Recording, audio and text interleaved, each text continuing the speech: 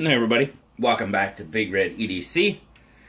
As you can see here, we've got the second Nemesis knife that we had for review. I reviewed the MPR-2 yesterday. This is the Nemesis MPR-2. Now, again, this knife was provided by Nemesis and Blade Banter to our pass-around group, so many thanks to both of them. And as we talked about with the MPR-3, the MPR-2 is a MAR Private Reserve. It's initially an LMAR design, manufactured by Nemesis Knives. So we'll zoom out, and we'll take a look. Ooh, excuse me. Now you can see there, the MPR-2 has the green G10 with the carbon fiber. These are not overlays, they're sectioned to create that bolster look with the carbon fiber. You have a stainless steel frame, liners there, pretty hefty liners at that, as you can tell. You've got a stainless pocket clip for right hand tip up only. And again, as on the MPR-3, it is a deep carry pocket clip. But this is a little bit larger knife, so they did put a little bit larger pocket clip on it, which is probably a good thing. But very, very nice on the deep carry aspect of it. The MPR-2 has a 4 5/8 inch handle length. Manual flipper. Caged bearing pivot. And you can see there it is a liner lock. Now you got a 3 3/8 inch VG10 drop point blade. Satin finish. 3 1/4 inch cutting edge. Again, not a whole lot of billboarding on this blade. You got the VG10, the China there, and of course, the Nemesis logo right there. You got an 8 inch fully open length on the MPR-2. As we saw on the blade, it is made in China. Let's take some measurements. Now, as we can see, this is quite a little bit bigger knife than the MPR-3 was. In just a minute, I'll break out the MPR-3 and I'll kind of give you a side-by-side. Zoom in so we can see that. So there we're seeing 5.1 ounces. Where the MPR-3 was right about 3.5, I believe it was. And that equates to 146 grams.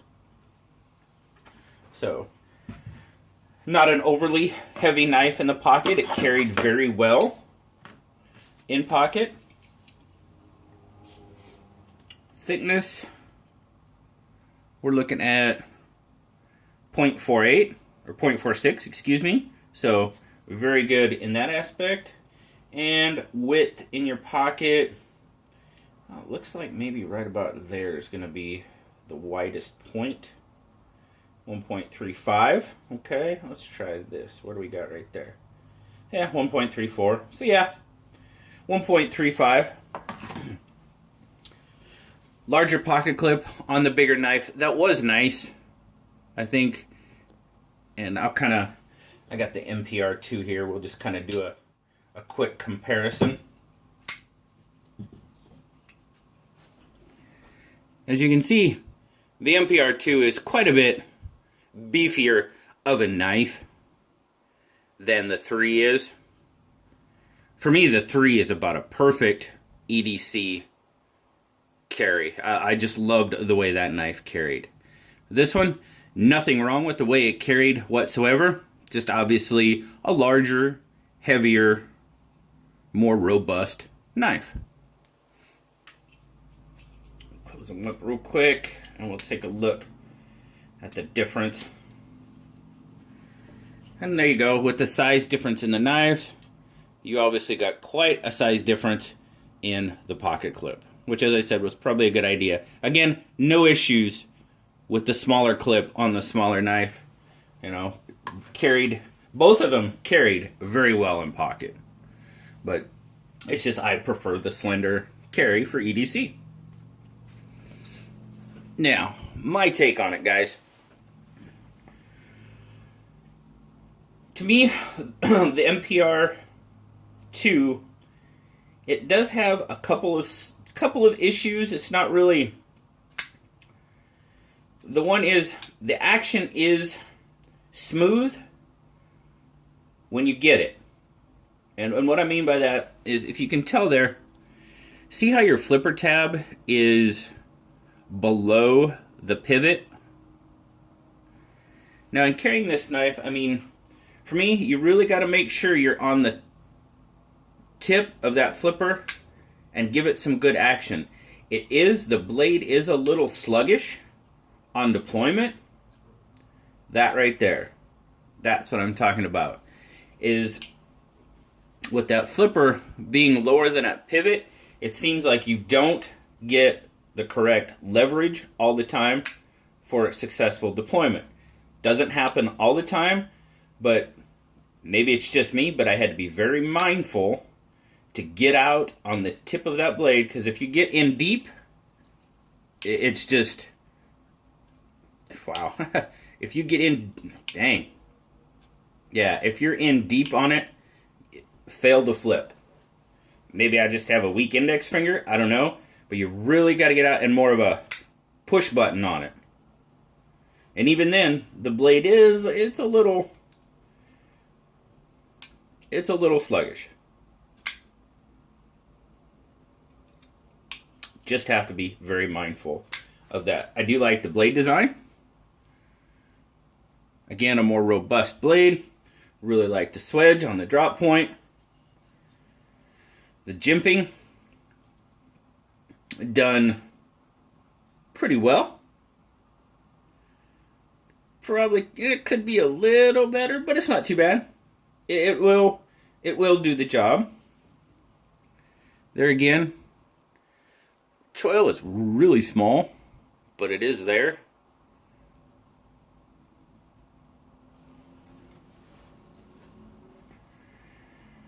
This is where I do have a little bit of an issue for the knife, and it's probably just me and my hand.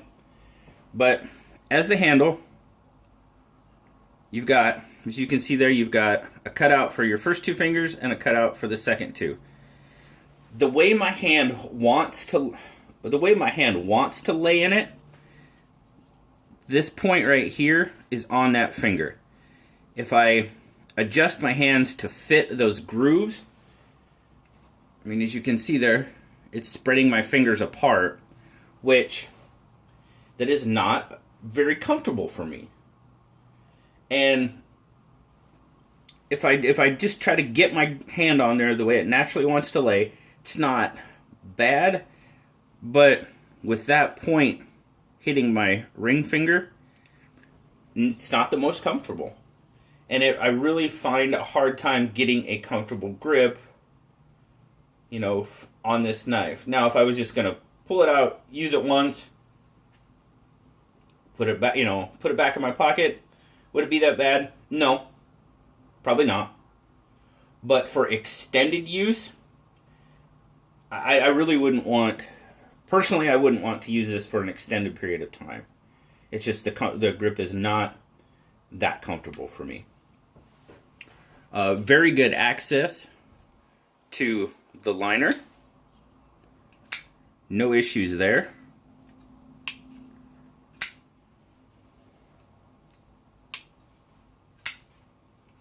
And like I said, you just got to really remember to get out on top of that and more of a push button on that flipper tab than a light switch. And I have had it even fail trying to push button it, but not nearly as much as trying to light switch it deep on that flipper tab. Pocket clip is pretty good. As far as in hand, it doesn't interfere with grip at all. Again, deep carry, love that aspect of it. Now the MPR-2 was a 4-position. This is only a single right hand tip up position, so give and take.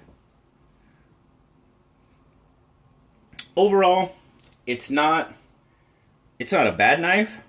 There's just some things that you have to, if you're going to buy the knife, own it, you like the way it looks, and you really want it, just some things to keep in mind. Got a push button, excuse me. You get deep in it, it's not going to happen. So, pretty decent knife overall, and like I said, I'm not condemning it because of the grip, because probably a lot of you out there can get a really good grip on it. Might suit a little bit bigger hands a little bit better. And again, it is starting to get a little wide this way. I mean, what are we talking here? 1.16, so it's not too bad. But I think it's just a combination of everything. The thickness, the position of the grooves, and my hand size. I think it's just a combination of those three things that just doesn't allow, an overly comfortable grip with my hand.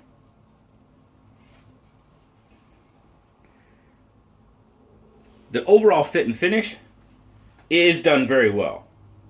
I have to give it that. I'm liking it. The G10, the carbon fiber, is milled pretty well.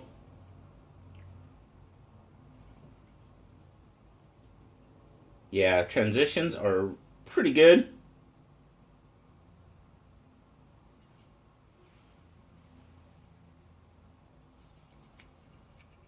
Just something to think about with that flipper on the action. Lou said it was alright. He did give it an 8. And the MPR-2 retails for it's in that $85 to $90 range, depending on where you look. So, again, I greatly appreciate Nemesis Knives and Blade Banter, David from Blade Banter, getting these knives out to the pass around group to check around. As I said in my MPR-2 review, I'd heard of Nemesis Knives, really knew nothing about them, and it was very interesting researching them and finding out a little bit more about the company and the MAR Private Reserve designs. I think that's very cool that they're keeping MAR designs going. As always, guys, thank you so much for joining me today. Greatly appreciate you giving me and the channel some time to enjoy a knife with us. As always, guys, like, subscribe, leave me a comment. I love talking to you. Don't forget about the blind review knife giveaway that is going on right now. Drawing will be held this coming Sunday, April 14th. Pretty sure it's the 14th. And as always, guys, thank you so very much. Till next time, I'll talk to y'all later. Bye-bye.